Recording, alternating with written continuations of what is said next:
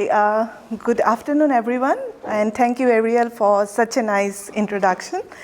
So today I'm going to talk about electronic waste in the global south with a focus on India. So let me begin. So let me begin by giving you an overview of electronic waste and why talking about electronic waste is becoming so important in the current global environmental discourse. So electronic waste is also known as e-waste, and it has another name, waste electrical and electronic equipment. It basically signifies all the discarded appliances that utilize electricity for their functioning. So simply speaking, every equipment with a battery or a plug at the end of its useful life is an electronic waste. It is a relatively new addition to the toxic waste stream in the world.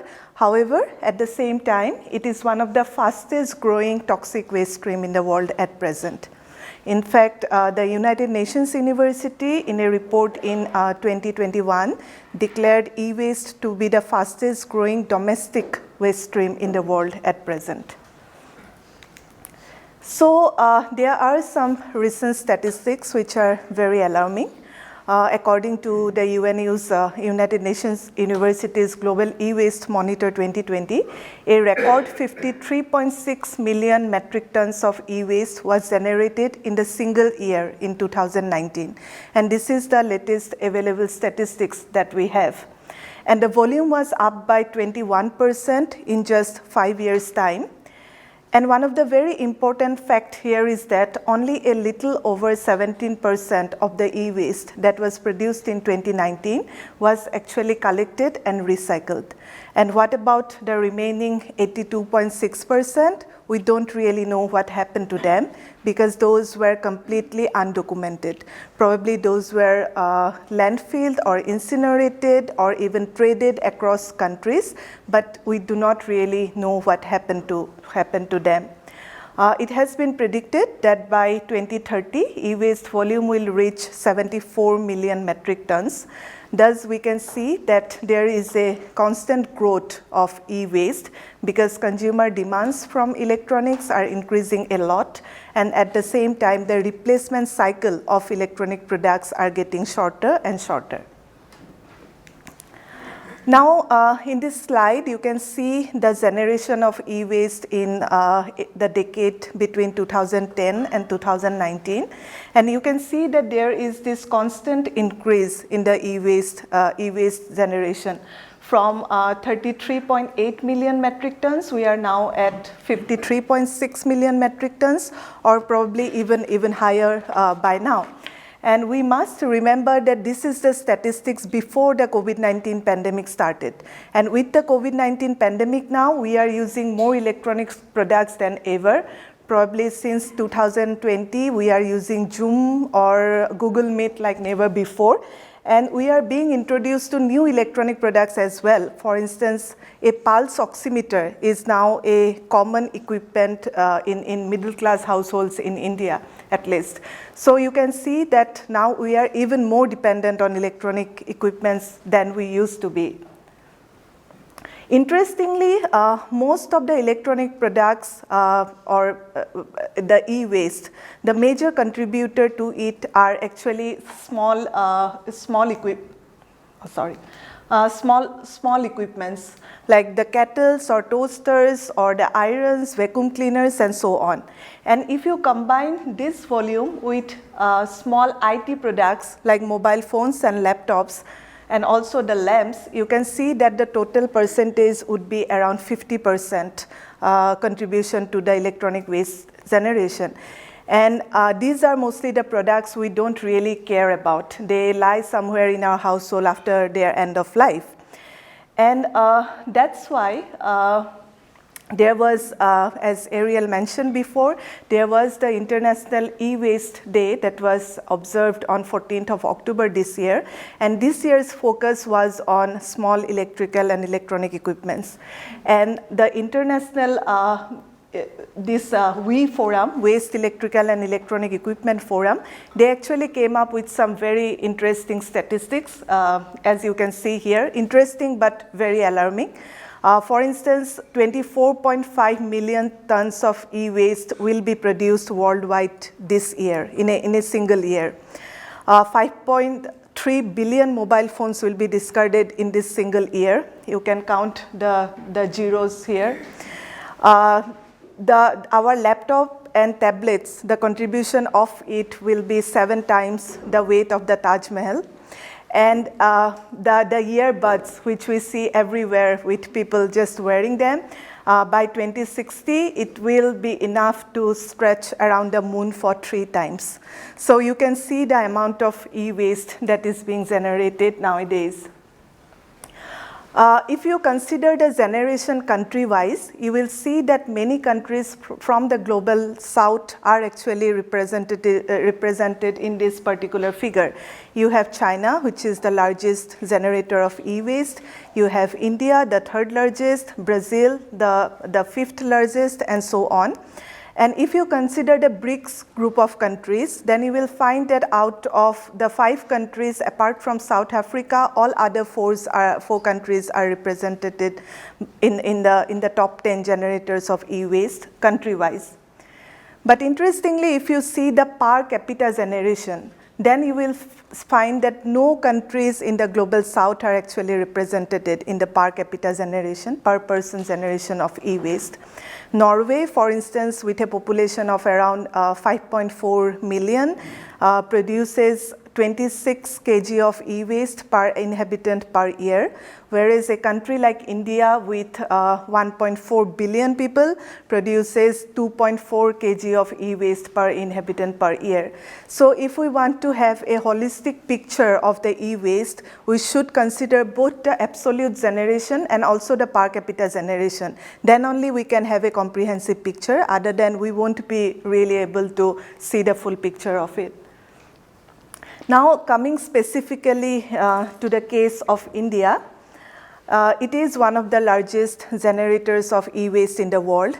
Along with China and USA, it has been constantly ranked among the top 5 e-waste generators for many years now. In fact, in 2019, 38% of the global e-waste was produced by only 3 countries, that is China, India, and the USA. As per the government report of 2021, India saw a massive 31.6% increase in e-waste generation as compared to the previous year. Although there is no exact quantification of the e-waste, we don't really know exactly how much e-waste is being generated, but there are different think tanks, different institutes, they have come up with some numbers. So you can see that domestically India produces around 2 million tons of e-waste per year, and another 50,000 tons are being imported into the country. And now India is actually producing a bit more than 2 million tons. And that import of e-waste is nothing but the transboundary movement of hazardous waste. Now, what is this transboundary movement? So in this slide, you can see some of the known and suspected routes of e-waste dumping. You can see these big green dots, which are main source countries. You can see the red dots, which are the known destinations, and there are a few suspected destinations as well. So most countries in the global north, they send their electronic waste in the name of donation or in the name of working equipments to the global south. So, however, there is not a system to track this trade of e-waste. There is no exact quantification of the trade of how much e-waste is being sent from one country to the other, and we don't really know the exact destinations as well.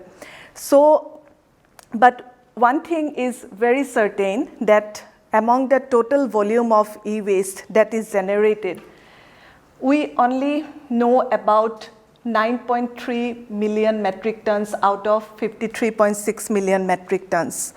Those are the only volume that is being documented, collected, and recycled.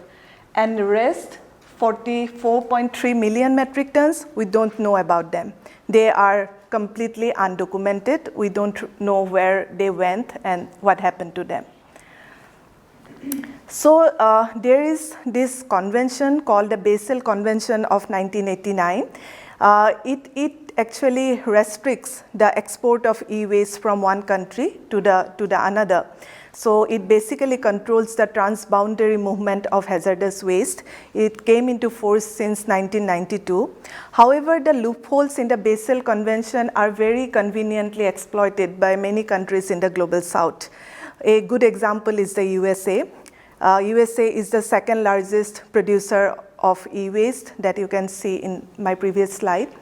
However, it is one of the very few non-ratifying countries of the Basel Convention, along with countries such as, I think, Afghanistan and Haiti. And 50 to 80% of the collected e-waste from the USA are actually sent to destinations in Asia and in Africa. And even in Delhi, 70% of the e-waste in the informal sector are actually imported from other countries. Those are being dumped by countries in the global north. Also, this export and import of e-waste is made very easy by the whole definitional framework of the term electronic waste, because there is no standard definition of the term electronic waste. Every country have come up with their own definitions, interpretations, and uses of the term electronic waste. Here you can see that this was the definition of e-waste as per the European Union's directive, Waste Electrical and Electronic Equipment Directive, and this has been the most widely accepted definition. Now they have changed the characterization a bit, but more or less the essence remains the same. However, if you consider the Indian definition, you will see that only 2 categories of electronic equipments are actually included, and only 21 varieties of electronic equipments are included under these 2 categories. So the definition itself of electronic waste is far narrower in India as compared to the European Union, for instance, and therefore an electronic equipment which is considered an e-waste in one country may not be considered as e-waste when it lands in a different country. So the definitional framework itself makes the import and export very tricky, tracking it very difficult, but trading very easy. So now coming to the management of electronic waste in the global south, it is a major environmental concern, because e-waste is a very complex stream of waste. It contains hazardous chemicals which are extremely harmful to the environment and human health. For instance, it has persistent organic pollutants and heavy metals which are extremely harmful to us. However, at the same time, it also has many valuable and precious metals, including gold and silver. And this provides incentives for recycling activities, especially in the global south. We can take the example of a smartphone, for instance, and these are the different metals that go into the manufacturing of a smartphone. And from where these metals come from? Most of these metals come from the countries in the global south, as most of you probably already know. For instance, with copper, Chile is the world's largest supplier. We all know about lithium. With cobalt, the largest supply comes from the Republic of Congo. For manganese, 80% comes from South Africa, and so on. So most of the important compositions of your mobile phone actually comes from the countries in the global south. But for how long do we use our mobile phones? So this was a survey from my PhD work that I did in India in a city called Bengaluru, which is called the Silicon Valley of India because of its position as an IT hub in the country. And I did the survey with a urban youth population, and most of them said that they use their mobile phones for 2 to 4 years, and nobody actually said that they use their mobile phones beyond 4 years. So you can see how frequently our electronic equipments, especially mobile phones and computers, are being discarded. Overall, the management of electronic waste in India is dominated by the informal sector. 95% of e-waste in India is handled by the informal sector, and the formal sector handles only 5% of the e-waste that is generated in the country. And e-waste in the informal sector is often processed using very rudimentary techniques. For instance, they burn the wires to extract copper. They mix different kinds of concentrated acids to extract the metals that are present in electronic waste. And many low-skilled laborers and a lot of women and children are involved in the informal e-waste recycling in the global south in general and also in India in particular. Because often women and children are believed to have nimble fingers, and that's why they are employed in large numbers in the informal e-waste recycling sites in India. Nevertheless, e-waste provides a major source of income for the urban poor, unemployed and semi-skilled persons. So when we talk about the formalization of the informal sector in the global south or in India, it is not a straightforward phenomenon. There are so many other things that we have to consider. We have to consider the life and livelihoods of these people who are completely dependent on the recycling business of electronic waste.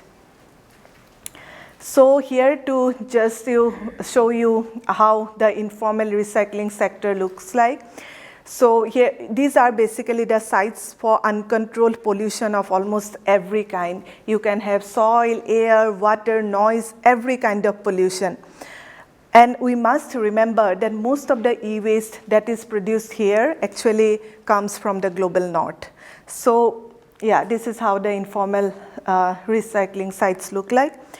Finally, coming to the e-waste policies, there are some policy interventions in India as well. The first legislation in India came in 2011, and the second one came in 2016, which had to be amended in 2018. Now, why India had to introduce new policies in a very short span of time? One reason for that is the fact that the India's e-waste policies are highly influenced by the European Union's two directives. The first one is WE and the second one is ROS. WE stands for Waste Electrical and Electronic Equipment Directive, and the ROS stands for Restriction of Hazardous Substances Directive.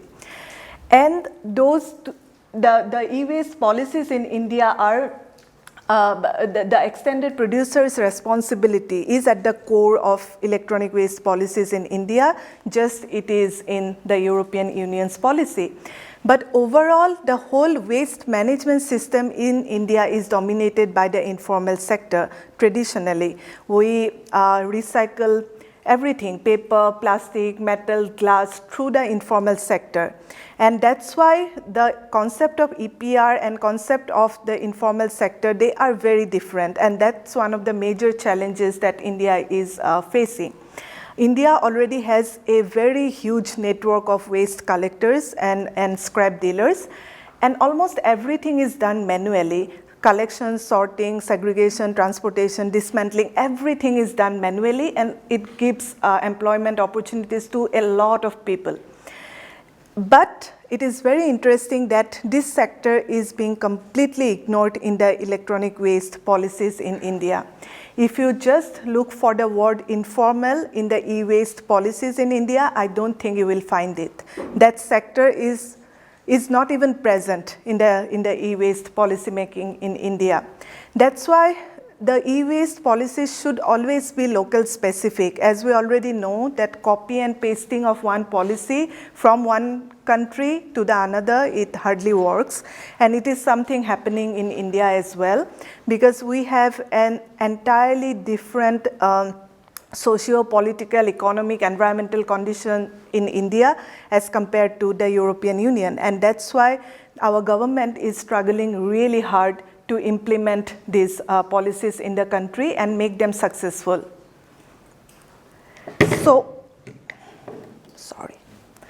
So finally, I would not like to leave you on a negative note. So many economists actually point out that as the generation of e-waste is increasing to several million tons, there is a possibility to industrialize the whole sector. And we can take the example of gold.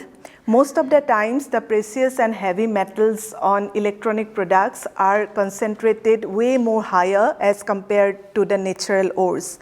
Gold is a very good example. 300 grams of gold per tons of mobile phones could be extracted, whereas from the natural ores, you can extract only 2 to 5 grams of gold per ton. So you can see the difference. And gold doesn't lose its property. It is a very good conductor of electricity, and that's why it finds a place in many electronic equipments. And if we can extract the gold from the urban mines or electronic waste rather than going to the natural ores, it will lead to a kind of a circular economy, and the burden on our natural resources will be reduced significantly. So if we can do something like this, we can probably avoid something like this. So with that, I want to end my presentation. Thank you.